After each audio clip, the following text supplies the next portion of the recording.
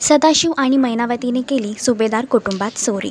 अर्जुनला झाली सायलीच्या जन्मखुणेची जाणीव। ठरलं तर मग या मालिकेच्या अपकमिंग ट्रॅकमध्ये एक रंजक वळण प्रेक्षकांना पाहायला मिळणार आहे। घरात कोणीच नसताना या गोष्टीची जाणीव घेत सदाशिव आणि मैनावती या दोघांनी पूर्णाजीला बेशुद्ध करून सुभेदार कुटुंबात चोरी करण्याचा निर्णय घेतला होता। मात्र वेळेस अर्जुन आणि सायली या दोघांनी त्या दोघांना पकडलं आहे। त्यामुळे सायलीचं देखील ठाम मत बनलं आहे की हे माझे खरे आईवडील नाही। तर दुसरीकडे प्रतिमात्याला मंदिरात घेऊन जात असतानाच महिपतची आणि प्रतिमात्याची भेट होते। त्यामुळे प्रतिमात्याची स्मृती देखील परत आली आहे। तर अर्जुनला देखील सायलीच्या पायावर असलेल्या जन्मखुणेची जाणीव झाली आहे।